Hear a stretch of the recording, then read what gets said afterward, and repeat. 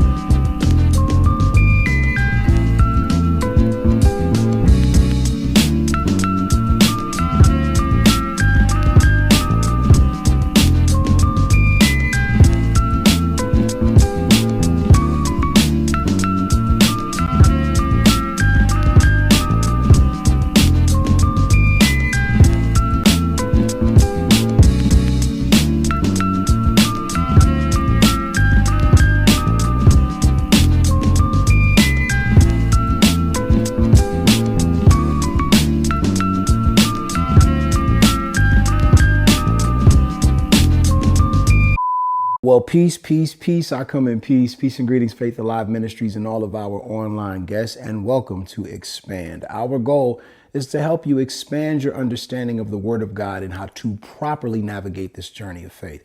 I'm so grateful you guys are with us today. My brother and I, my brother Million, we're having a dynamic conversation with our father, Bishop Eddie L. Miller, discussing his upbringing and how the Lord has brought him to the place he's arrived. I want you all to hear me. My dad is an incredible man, and there's so many aspects to his life journey that I believe will be an encouragement to you, especially those of you that feel like there's no hope for where you currently are. I really trust that this is going to encourage you. So let's get into it and let's expand. So last week, we found out some information about our Uncle Jerry and his upbringing that blew our minds, because our mother never told us that they didn't have a bathroom growing up as little kids. And so hearing that, Dad, for the first time, my brother and I, we were just kind of fascinated. And I told Mill afterwards, I said, man, we need to sit down with Dad, because I want to know. Dad makes references in his childhood and we hear a lot of stories, but I've never in all of our years ever actually just sat down and said, Jackson, Mississippi is in all the sermons, and we hear about the store truck, and we hear about the different things that took place. But I said, man, we've never actually asked Pop, What was it like being raised in Jackson, Mississippi? What do you remember from the very beginning where you were conscious enough to recall your childhood? What was the first thing that sticks out to you being raised in Jackson, Mississippi? There is so many incidents in my childhood growing up that I can make reference to. But I think the thing that I look at more than anything is, even as a kid, I never really thought about it because that's how we were raised, but how we lived a separated life from the Caucasian community. Our community was mostly just around black people. We went to an all-black school. Our social gatherings and groups were basically people of color. Never had a whole lot of interaction with Caucasian people. I think I remember that more than anything, as much as a lot of other things. Well, how old were you when you first kind of saw white people?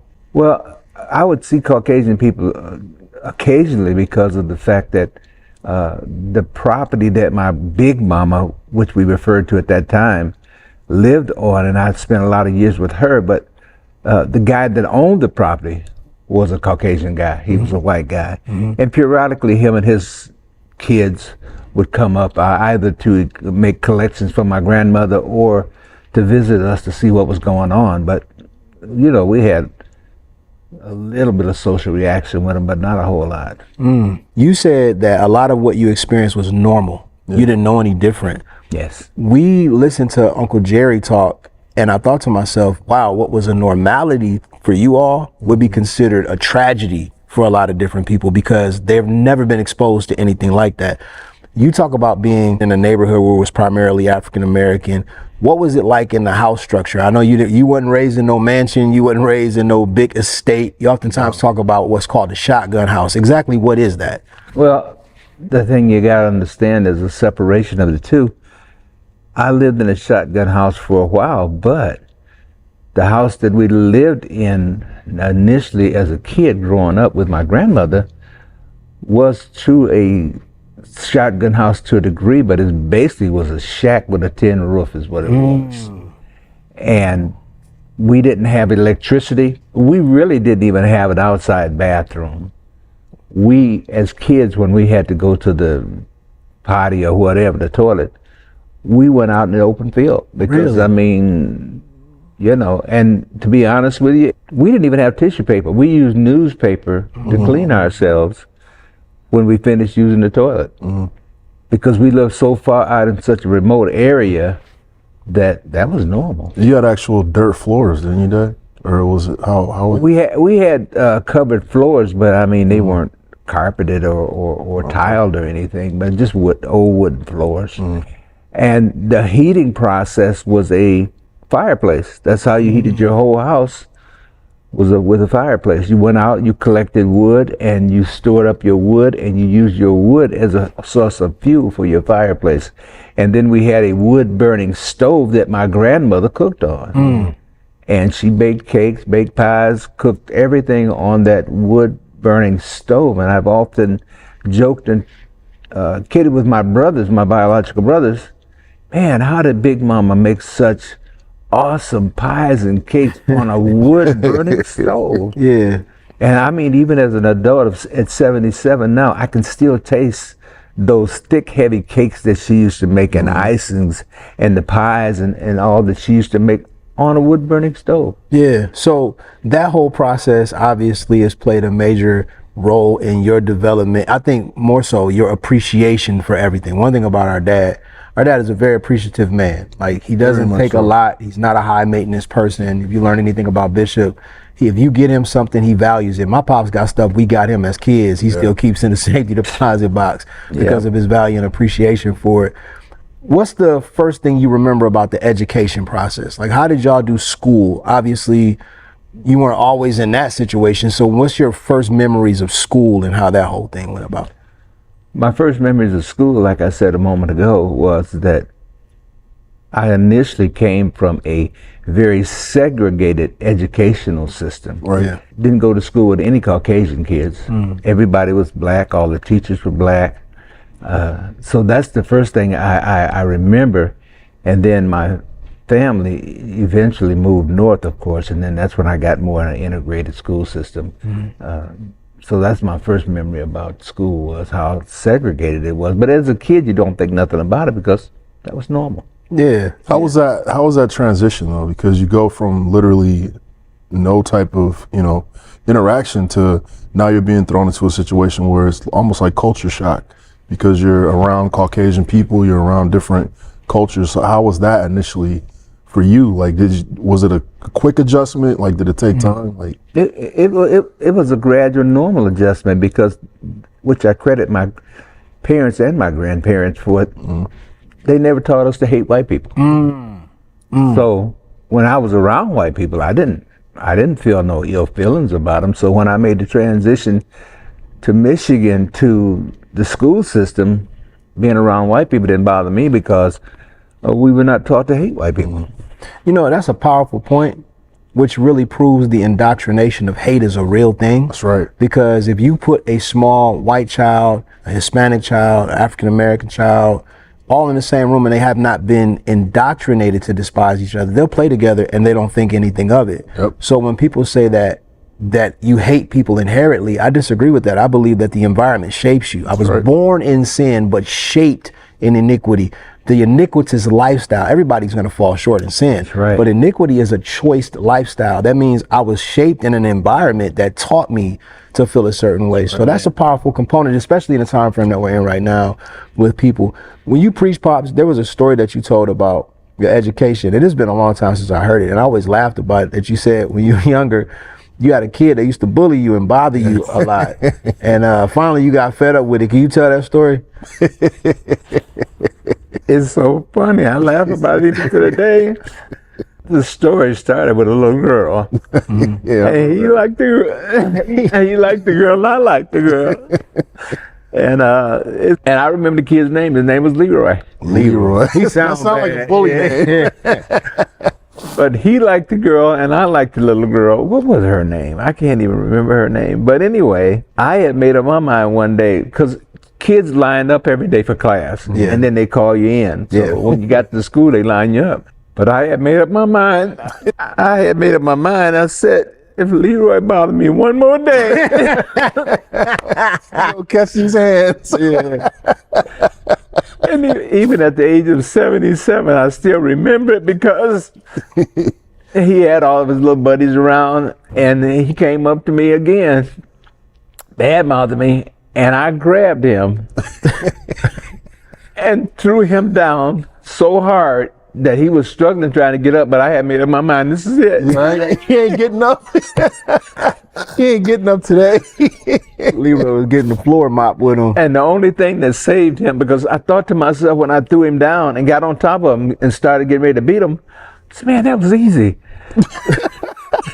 I've been scared of this man this whole time. This guy this whole time. It was so funny when I got him down. I remember in my mind as a kid, I thought, man, that was easy. And from that day to this, I never had another problem with Leroy.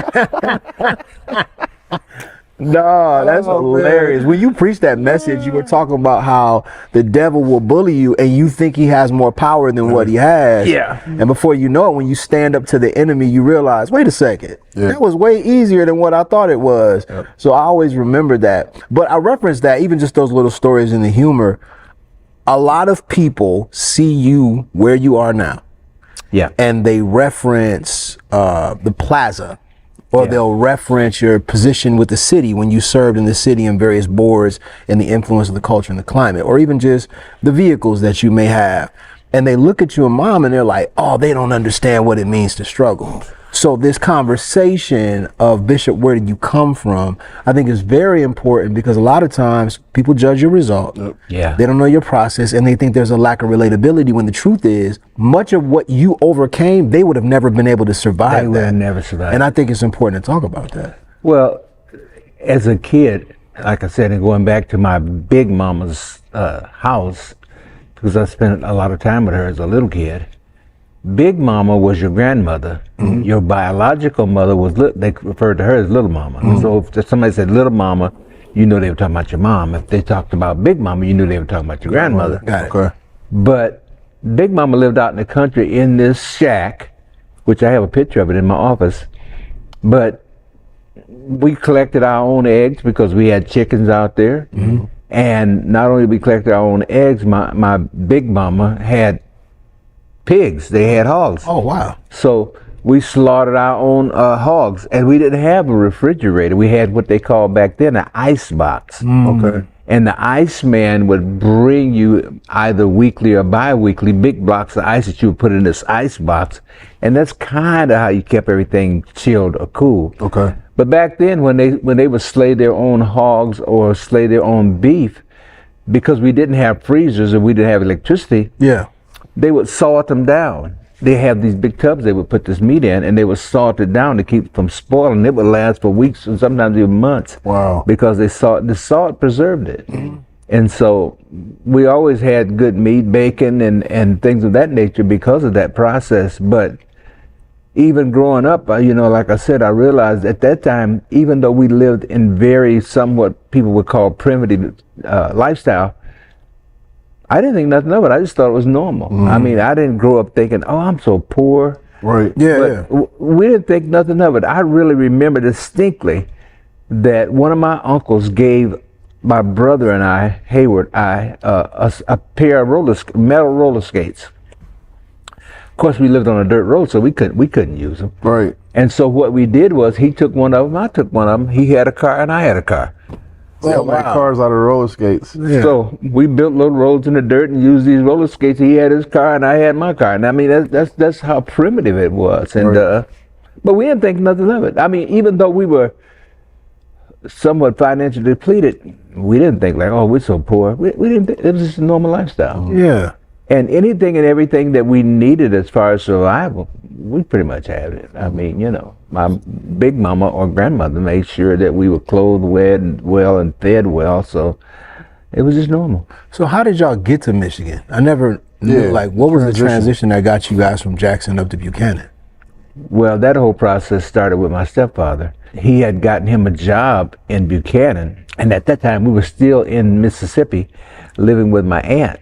Because we had transitioned from the country to this, what we would call the city. Yeah. Okay. And I was living with Aunt Helen. So I guess this was my mom and dad's plan was he'll go get him a job and then we'll move to Michigan, which they sought a better lifestyle for the family. And so that's kind of how that whole process started, is driving from Jackson, Mississippi up to Buchanan to live. And Dad, now the house that the grandma had, was that the first house that y'all lived in, or what was the house that you moved into when you first got to Michigan? When we first got to Michigan, we moved into an apartment. We rented from a man by the name of Mr. Wingo. See, back then, people don't understand this. Even though things were somewhat primitive and socially separated and segregated, we had black entrepreneurs back then. People that owned buildings and property, and they would rent their buildings and their property out to local people. And so Mr. Wingo had some houses and that he would rent his property out, and my mom and dad was able to rent one of his apartments. And so we kind of started out in an apartment with Mr. Wingo. Okay. Never knew that. Where did your love for cars start? Because one of the things that most people don't know, well, some people know, ever since we were kids, we've always known you to be into fast cars. Now, we didn't see your initial Camaro, the green one that everybody talks about, because I think when you got married, you kind of chilled out with the fast cars for a while. But then you ended up buying the one that was yellow. I don't know what color it was when you got it. It was a Camaro. Yeah. 68 Camaro. Yeah, and then you fixed that one up, and then you got the Nova. So when did that whole love for cars start for you? I think it more or less started when we were little kids. I didn't see people driving fast cars or street rod cars or anything of that nature, but my uncle rode a motorcycle. Oh, okay. And at the time, being 4 or 5 years old, I didn't know the motorcycle was a Harley Davidson motorcycle. They lived across the street from us. Okay. But my brother Hayward, myself, and Bill, we loved the way that thing sounded because he lived on a little hill, and every time he would come home, he would throttle that thing down and go up the hill and make a lot of noise. So we'd run outside and listen to it. And I think it all started with that. Just the sound of horsepower and noise. We all grew up kind of liking those kind of things because my uncle, like I said, he had that motor. He back then even, he belonged to a club or a group of people that rode motorcycles. And that kind of started our initial appetite for motorcycles and cars. Wow. What was your first street car, Dad, that you started like racing? Because I know you guys did street racing back in the day. Oh man, we've had so many, but my actual first street rod car that I drag raced on the street, which I do not commend anybody to do that today. It's just too dangerous. But it was actually that '69 Camaro, 128. Okay. Yeah. In fact, I blew the motor up in it, and the reason I blew the motor up in it is because I was racing with a guy with a yellow Mustang. I'll never forget it, and blew the motor up in it, and then it just started a whole revitalization process for the car, and we made it different and whatever. Yeah, they said your car was one of the fastest cars, though.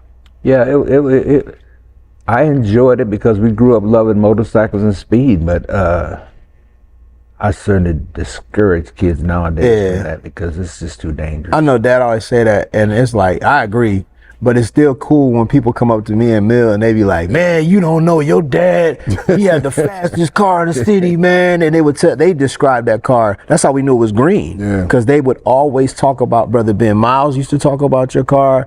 I didn't know you used to race with Mr. Shern and all of them being out there. So over on the lake on Washington Street, yeah, they still, Lynn Coleman, a lot of them, they mentioned like, man, your dad's car was one of the fastest. But I guess you, Uncle Hayward, Uncle Bill, all of y'all have fast cars. And then that explains now why y'all all ride motorcycles. It makes sense now. And you said they allowed y'all to race. You said they never even bothered y'all. They let y'all race most of the times without any issues. But I talked to Lynn Coleman. I tease him about it all the time. I said, Lynn, how in the world did they let us race them cars?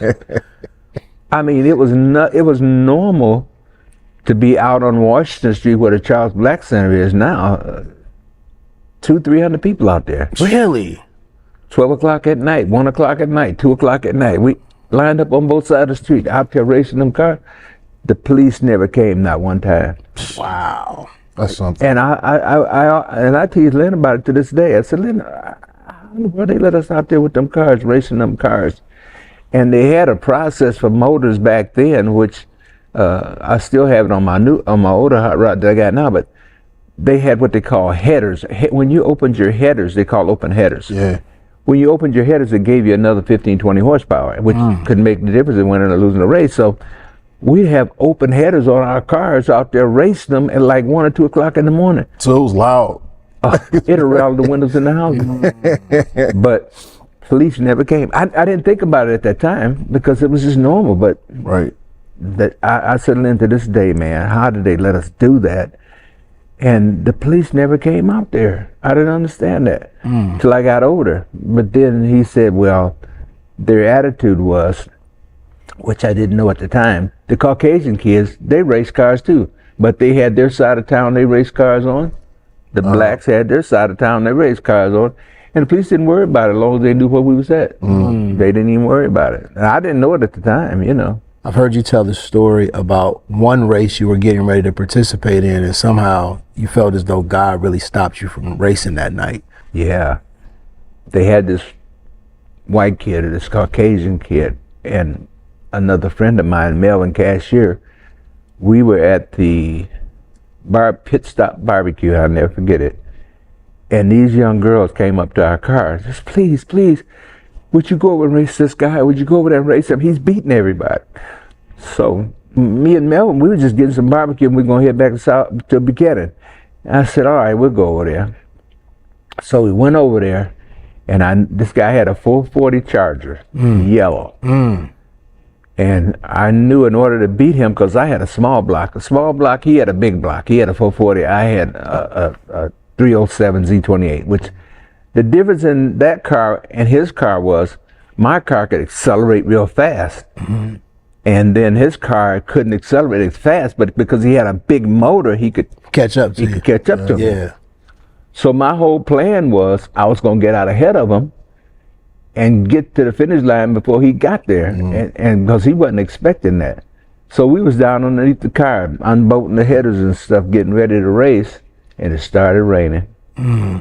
And God said, hey, I saved your life. Wow. You know, honestly, Pops, I really love hearing these stories because, as stated, recently I've been sensing in our church there are people that the Lord is doing a lot of great things for. But they've been feeling this sense of guilt for the blessing of the Lord being placed on their lives. And I know it's the trick of the enemy. I know that Satan tries to bring shame so that we downplay the blessing of the Lord. It's even to the degree that there are those who try to glorify poverty. Like that's a sign of humility. Yes. No. And I want people to know that this bishop that everybody respects and reverences and honor, oh, he owns this large plaza, oh, he has this, he has that. I want them to hear your story, because oftentimes, and we were saying this to Uncle Jerry, the testimony of someone and where they come from has impact on those who may feel like nobody understands. That's right. And nobody can relate. How have you been able to utilize your history, your testimony as the fuel that you don't really allow people to make you feel that shame or that sense of survivor's remorse being in the position that you're in? How have you been able to maintain walking in the blessing of the Lord without feeling that false sense of conviction? Well, coming from such a humble beginning, it gave me a deep appreciation for everything that God placed in my path to accomplish. Yes. Yes, sir. I appreciate everything. I did not know, as a kid growing up, I did not know anything about what we call today leftovers. Yeah, I get that. I didn't know anything about that, having food left over. Yeah. So even small things like being able to have leftovers after a meal and things of that nature, starting out in such a humble beginning with one pair of shoes Yeah. with holes in them. Yeah. Now I got probably 6 pair of shoes in my office. Yeah. Just in your office. Just in your office. In my office, that's Yeah. not at home. But that humble beginning gave me such a deep appreciation for simple things like a meal, a comfortable bed to sleep in. I slept on a pallet on the floor with no mattress, just some quilts and some blankets as a kid growing up. And so to be in the comfort of home, yeah, I appreciate everything God has blessed me to do.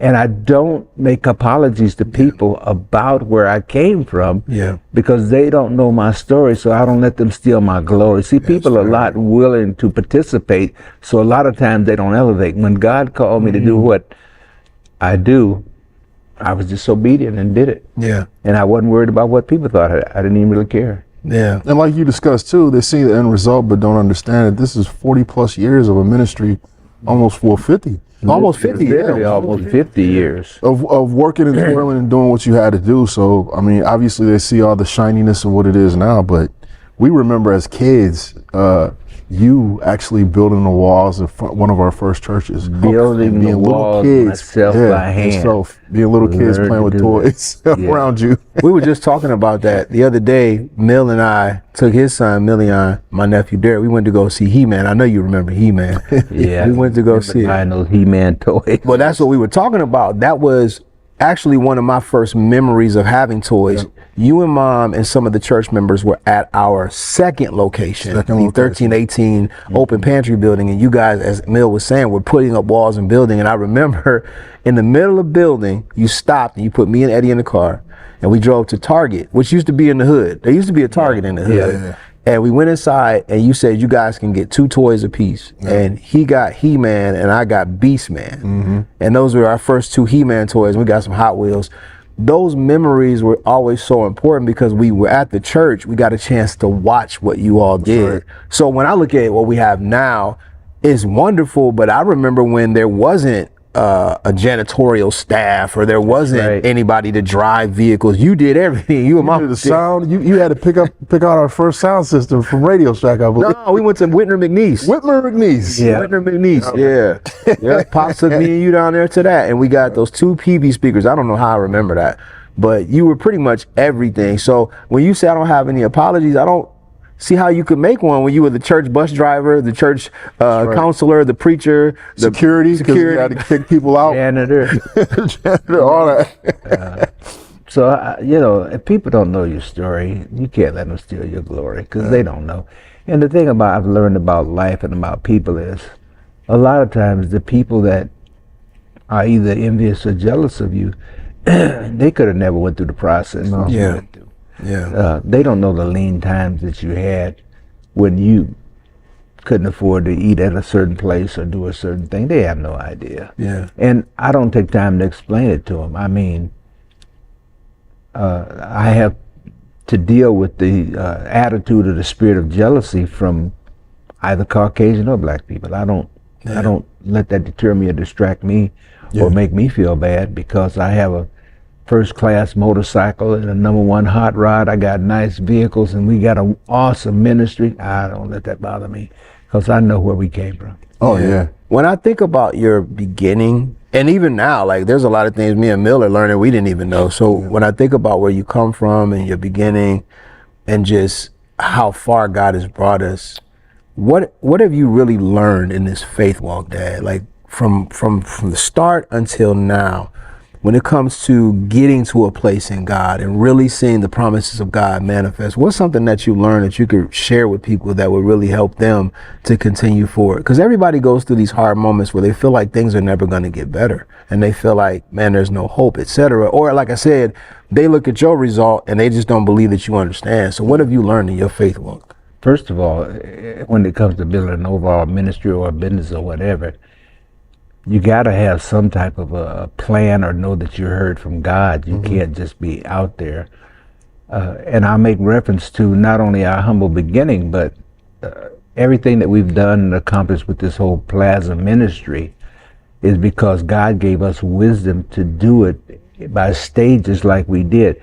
I asked a guy once, I said, and we were talking and we were talking about this whole ministry process and this whole plaza, 88,000 square foot plaza. And we were talking about the starting and finishing. Yeah. And he was talking to me about it and he said, man, you guys can do this. And you got to surround yourself with the right people because some people are negative people. Right. But he said, he asked me this question. He said, man, look at that plaza. He said, how do you eat an elephant? I said, what? How do you eat an elephant? I said, I can't. He said, yes, you can, one bite at a time. So he was saying, just do it a little bit at a time. Yeah. Do it in phases. And we did that, and that's what brought us to where we are now, just doing it in phases. And then be willing to get your hands dirty and do a lot of the work yourself. That's right. That's something that you and Mom taught us when it came to ministry, is always be willing to serve, no matter what position of leadership you're in. About a week ago, myself and Mill and Mickey, we were in the sanctuary working on the sound system ourselves and hanging some things and doing etc. because that's what we saw you all do. I mean, just as a kid, I just remember Mom and Dad just, always like taking care of people. Like even when we were out eating, I think we talked about this not too long ago. We would be out to eat and Mom and Dad would see somebody and pay for their food, sometimes not even tell them, they wouldn't even know. Yeah. Just always looking out for people and always making people smile and like just trying to help the community, you know what I'm saying, in any way that they could, even if it wasn't spiritually. There are kids that come up to me to this day that say, your dad bought me a pair of shoes for basketball. Your mom brought cookies to my event. Yeah. Your mom and dad came to my graduation. Nobody else did. These kids remember that from, well, they're not kids now, but they remember that from 30, almost 40 years ago, the things that Mom and Dad did for them. And that just is in us. Like now, we do whatever we can to help people, you know what I'm saying? Some who might not even be deserving, but we learn that from them. So I'm thankful for that. Very thankful. Where did that spirit of generosity come from, Dad? I mean, obviously I know you can say God, but what is it in you that fuels you to just want to be as generous as you've been? Because I know what it feels like to have nothing or to come from nothing. Yeah. And when I see people that are struggling, I can relate to it. I think some of the greatest moments and gratifications that I've had is when somebody comes up to me and says, and I don't do it for that reason, if it wasn't for you, I wouldn't be alive today. Wow. That's serious. That's a deep statement. But I agree with you, Mill. A lot of my friends, they reference Mom and Dad and just like, yo, your parents came through for me. I remember I had one friend, he had chicken pox. His mom didn't know what to do, and Mom went over the house and she used to give him them that bath that Mama would make with the stuff in. I can't remember what it was. It was like a pink. It was like pink. Yeah, it was like some kind of pink pox or something. And it would help, get the chicken pox away. And they were talking about that. But I always say this: I do feel bad for some of my friends because their fathers weren't around. Right. But I had to learn not to have survivor's remorse about that. That's right. Because there were people that would try to make me feel bad that our dad was not only present, but he was a great father. And of course, he was a disciplinary, did all that. But one thing I want to say publicly, and this is one of my fondest memories, Our dad used to take us to see professional wrestling, Yeah. WWF. But you mentioned Aunt Helen, and I can't get off this pod without talking about this. Oh, we miss it. So one time, I was mad at my dad, and he don't even know this, and this is so funny. We were going to see Hulk Hogan, Andre the Giant. We got to see Ricky the Dragon Steamboat. That's right. But what I didn't know is my dad was raised by his mother and his aunt and his big mama. So they were very, very close. And my dad knew that my aunt loved professional wrestling. I ain't know that. So my dad got 4 tickets to go see WWF. And he said, all right, we're going to see Hulk Hogan. Me and my brother was screaming. We running around. He said, we can't all sit together. Yeah. He said, so Mill, at Tommy, Eddie, you gonna sit with me. And he said, Jonathan, you gonna sit with Aunt Helen. Oh, I was so mad. Cause I want to sit with my brother. Cause me and my brother watched Main Event on Saturday night. He said, no, son, you gonna sit with Aunt Helen because she gets to sit a little bit closer. But now bear in mind, at the time, my Aunt Helen was on a walker. She would move slow. So I'm like, man, this ain't gonna be no fun.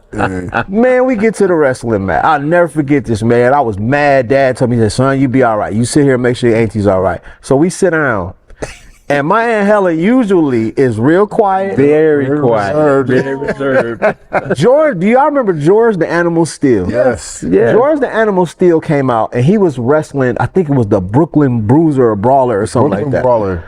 Man, George the Animal Steel got to putting the moves on him. I looked over, Aunt Helen jumped up out of the seat and said, kill him! Kill him! I said, wait a minute. By the time we got to the end of the match, Aunt Helen was my best friend. We was high-fiving. She was screaming. We was jumping. So excited. And the funniest thing was, as soon as we got to the parking lot, she went right back on her walk. She transformed into a completely Man, different from that person. day forward, that was my best friend. I would go over there and watch wrestling with her. But that was one of my fondest memories because me and my brother got to see all the mega stars back when we was kids. Those things meant a lot to us growing up. They did. Those memories stick with us to this day. A lot of people don't know too about our Aunt Helen. She might have been kind of quiet spoken, but from what we were told, she had various firearms and everything else. She took very good care of herself. Yeah. They were scared of our Helen, man. She wasn't playing no games back then. That's hilarious. They see the end result of Aunt Helen, but see, Aunt Helen owned a tavern, and so she always carried a gun. In fact, she got into a confrontation with a guy one time and she got shot. But wow. She always carried a firearm because she owned a tavern. Oh, wow. So she wasn't quite as quiet in her younger days. She showed it in her older days, but you know, she knew how to protect herself. But that's a fond memory with Aunt Helen, how that one incident just kind of gave her so much joy to be able to see those professional wrestlers. Man, she was the happiest I ever saw her, and we talked about it. From that point forward, I just loved her. Like, we became close because of that. Yes. And I just never forgot that moment. You know, as a young pastor, when I first started, the benefit and the blessing for me was being able to have you to teach me and to show me things. But as a man now, looking back, those moments of us, the three of us being together, is what really shaped me as a man, you know, having an older brother, but also having my dad with us. And we as kids, man, you would make us cut all the neighbor's grass and all that. We hated that stuff, but it taught us to be responsible. It taught you work ethic, etc. Eddie had to do way more than I did, so I can't really, because Eddie, they would be having you changing light bulbs. That's right. The oldest always bears the most burden, but I'm thankful for it. You know what I'm saying? It definitely molded me and shaped me into the man that I am today, so I'm very thankful for that.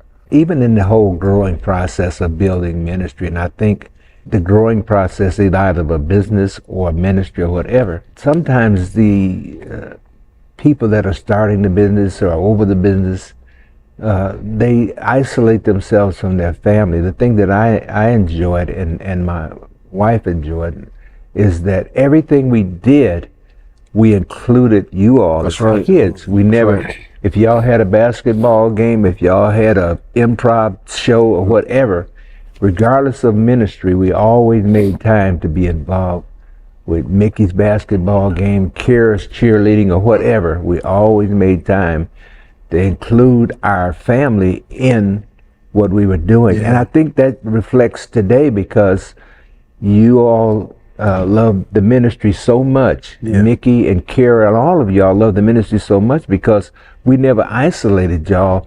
Whatever we did as we grew, we let y'all grow with the ministry. And I think that really helped for the love that you all and the commitment you all have for it.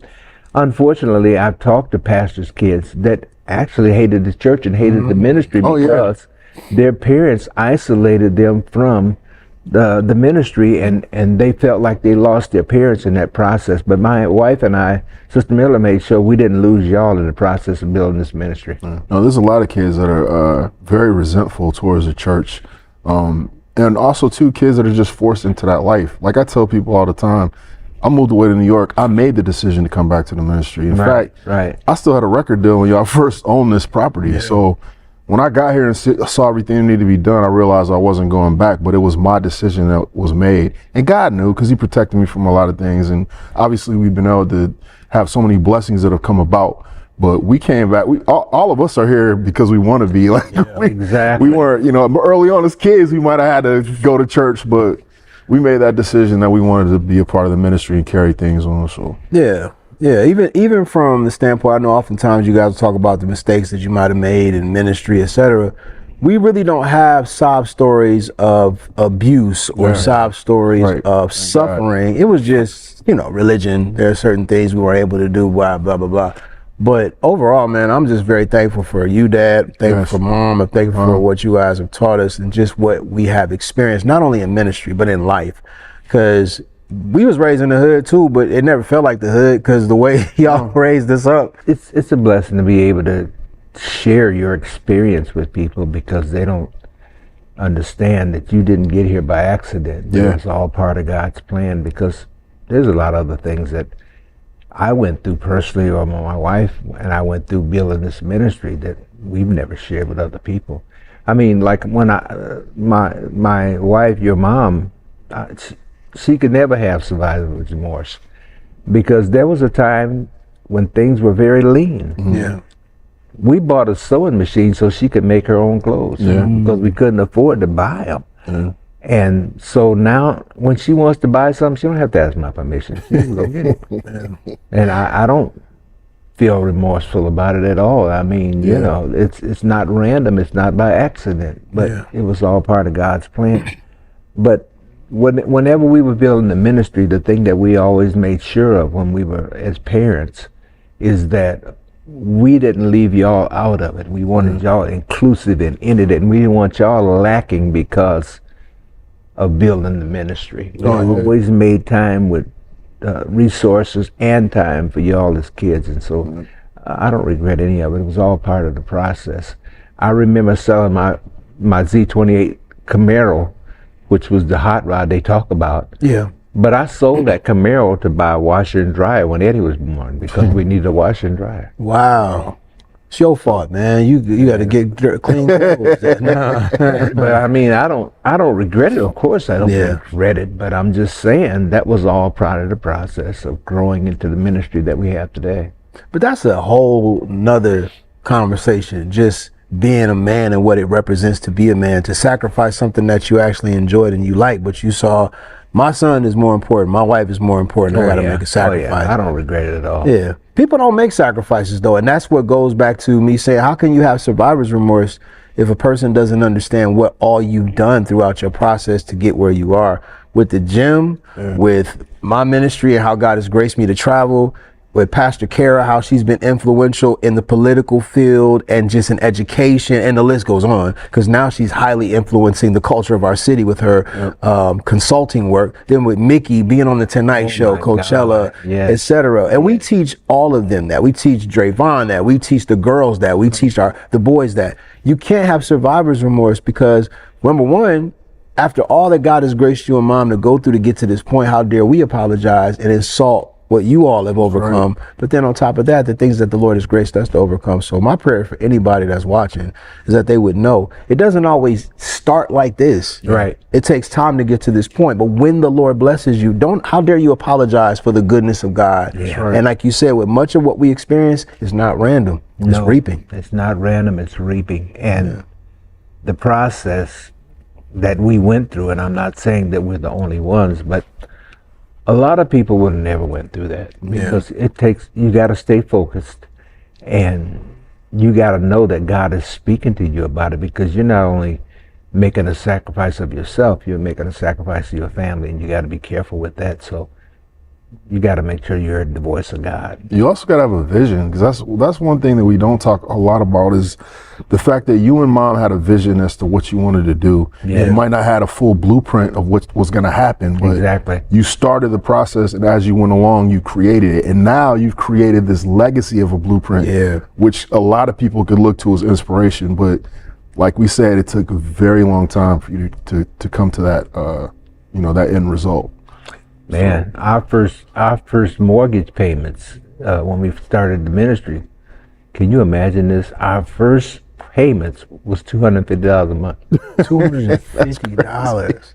And you was working at the time. I worked a full-time job, sometimes 16 hours a day, and I paid all the bills. And so when people see me now and say what they say, it's funny to me because they don't have a clue. I remember one day I was riding down Lincoln Way in my hot rod.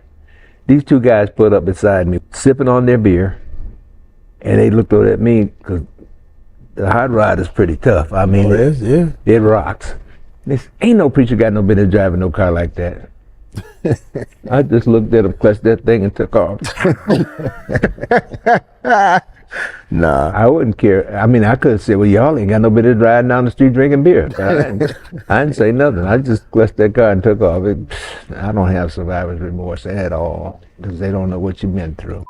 Man, listen, I enjoy talking to my father. And this conversation was incredibly enlightening for me because there were so many things that my brother and I had never heard before. I pray it was a blessing to you. All right, you guys, say it with me. 1, 2, 3. Every debt is canceled. Every bill is paid. My body is healed. My mind is regulated. My family is restored. And the devil is defeated in Jesus' name. And we are above only. God bless you guys. I hope you have an incredible week. And let's continue to expand. As we prepare for our offering, we want to remind you of the various ways you can give and support Faith Alive Ministries. You can give conveniently through Cash App by looking up $Fam Center, Givelify by searching for Faith Apostolic Ministries in South Bend, Indiana, or by visiting our church website, faithalivenow.com. Once there, you'll be able to donate by using PayPal, Zelle, or a credit card. For those of you who prefer traditional methods, you can also mail in your offering. Your generosity enables us to continue our outreach, support our community, and further our ministry's work. Thank you for your faithful giving.